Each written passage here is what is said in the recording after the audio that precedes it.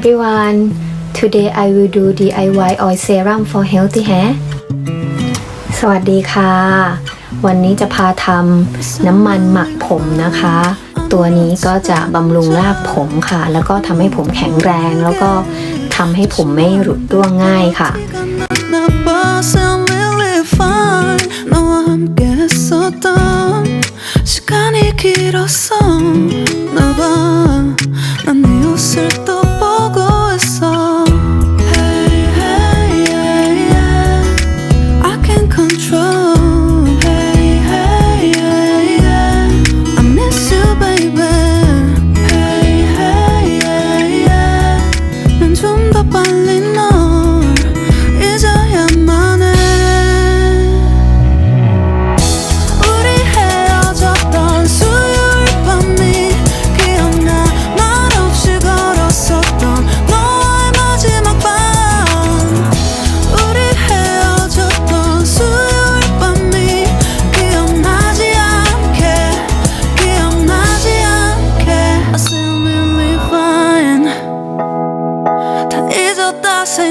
생각했는데 추억이 잠시 널 떠올린 거야. Say I will live fine.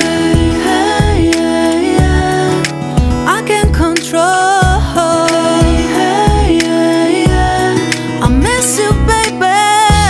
Yeah, yeah. 너무 어려워. 항상 이별은 쉽지 않아.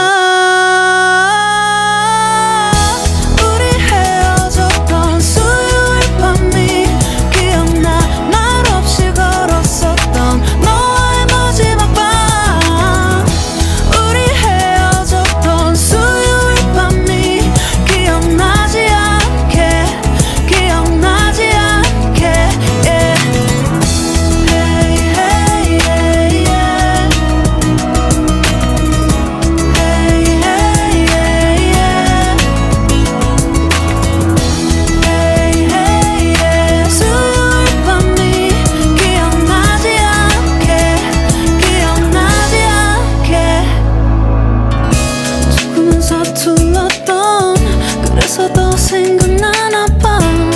자꾸 뒤척이게 돼 준비하지 못한 이별이라 그랬었나 봐 수요일 밤이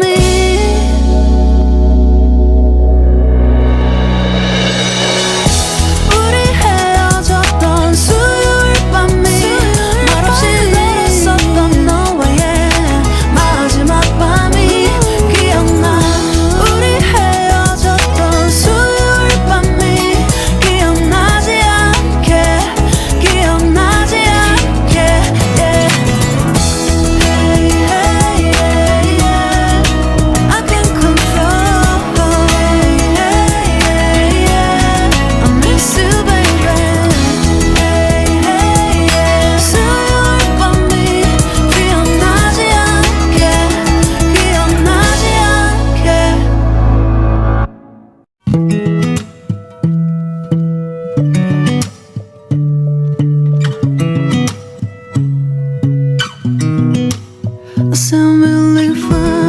아무렇지 않은 척 아무도 모르게 조심하는데 또 티가 났나 봐 I'm really fine 너와 함께 했었던 시간이 길었어 나 봐 난 네 옷을 또 보고 있어 Hey, hey, yeah, yeah. I can't control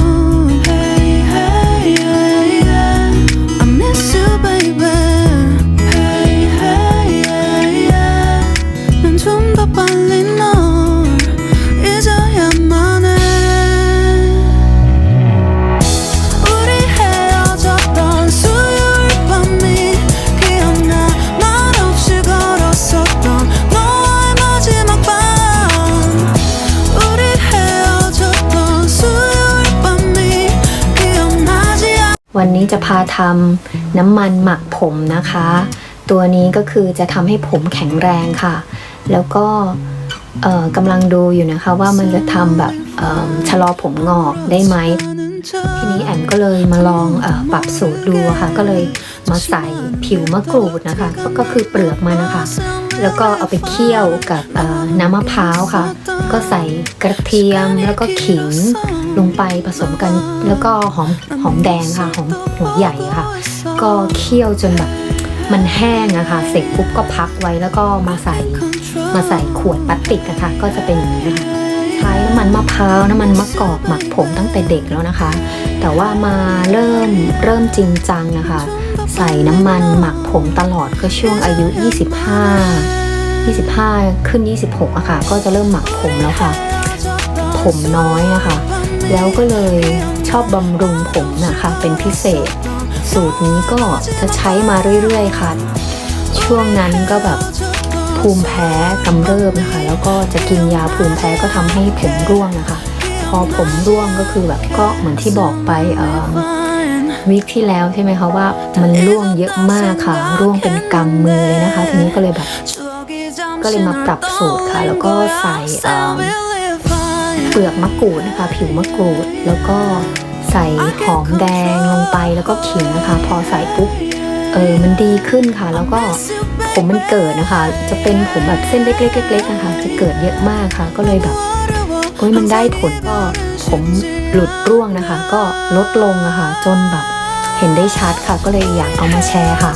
แล้วก็พอเราทำเสร็จแล้วนะคะนี่ก็ค่ะจะเอามาหมักผมแล้วนะคะก็เก็บได้เป็นเดือนอยู่นะคะก็คือขวดหนึ่งแอมใช้ได้ประมาณ3 อาทิตย์นะคะแล้วแต่ว่าช่วงไหนที่แบบขยันหมักผมหน่อยค่ะช่วงแรกๆที่ผมร่วงบ่อยๆก็จะหมัก2 วันเว้นนะคะก็คือเหมือน2 วันเสร็จวันที่3หมักแล้วก็อีกก็จะหมักไว้ประมาณ 2-3 ชั่วโมงค่ะบางทีก็คือหมักไว้ทั้งคืนนะคะจนถึงตอนเช้าก็จะมาล้างผมค่ะก็จะมาสระผมออกแล้วก็จะทำให้ผมแบบแข็งแรงขึ้นค่ะเดี๋ยวเราไปหมักผมกันเลยค่ะก็จะเป็นแบบบีบค่ะเพราะว่าถ้าใช้แบบบีบมันจะง่ายกว่าสเปรย์เนาะมันก็จะเนี่ยใส่แต่จริงๆจะบีบใส่ผมเลยนะคะก็จะใส่ลงไปค่ะ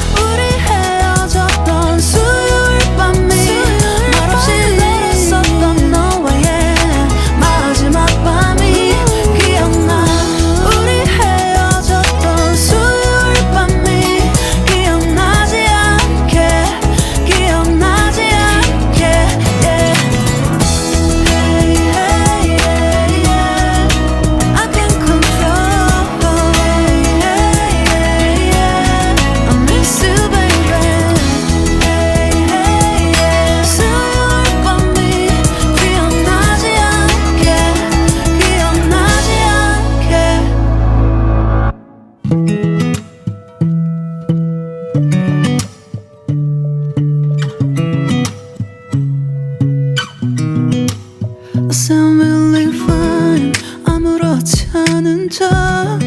아무도 모르게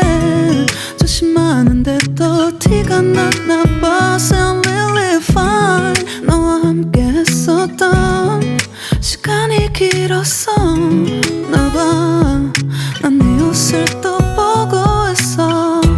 Hey hey yeah yeah I can't control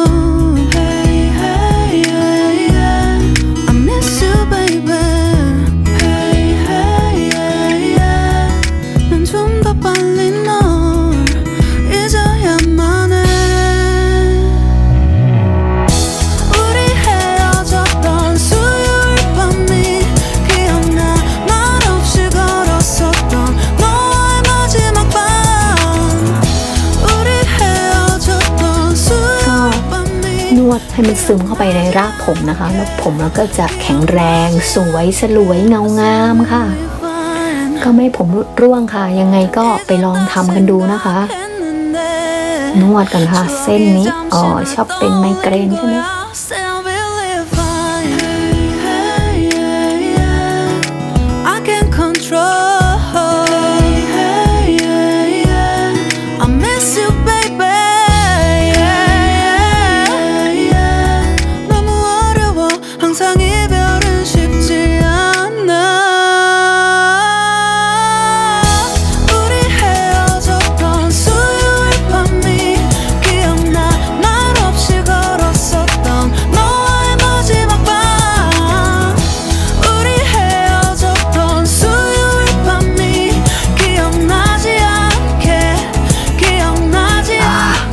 ผมแบบ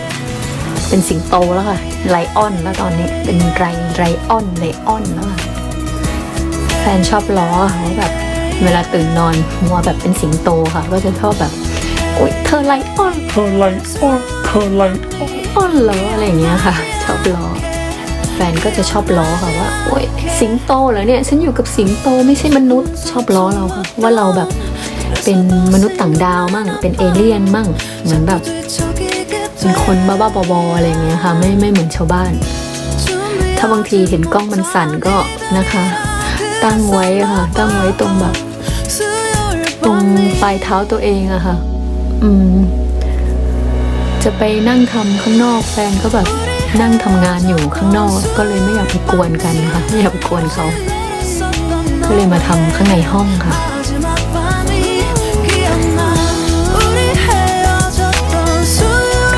นี่เห็นไหมเสร็จแล้วก็จะทิ้งไว้สัก1-2 ชั่วโมงก็จะไปสระผมค่ะยังไงก็ไปลองทำกันดูนะคะรับรองค่ะว่าทำออกมาแล้วผมเราก็จะนิ่มค่ะแล้วก็ผมเราก็จะแข็งแรงค่ะ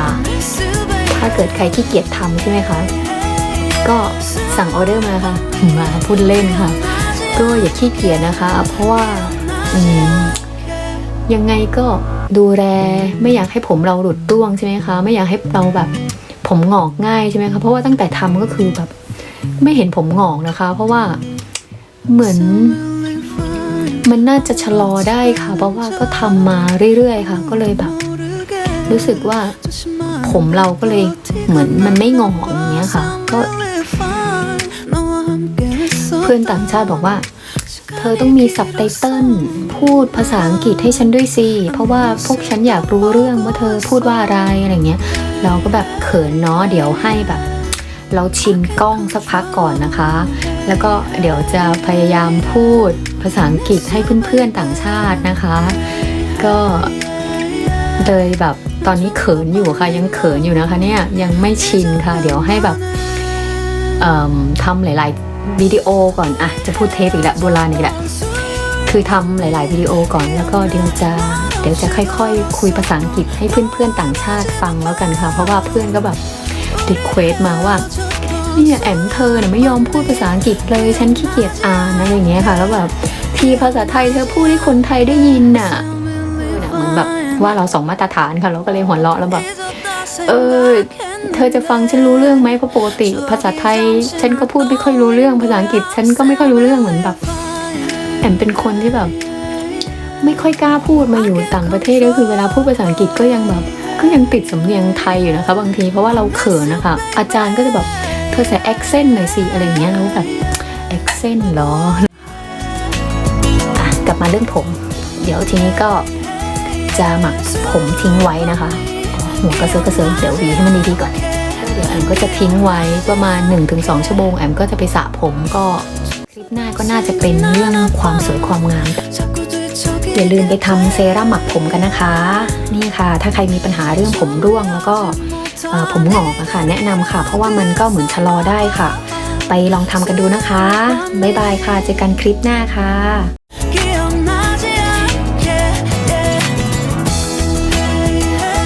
Don't forget to subscribe on my YouTube channel อย่าลืมกด subscribe และกดกระดิ่งเวลามีคลิปใหม่ๆจะได้ไม่พลาดการติดตามขอบคุณค่ะ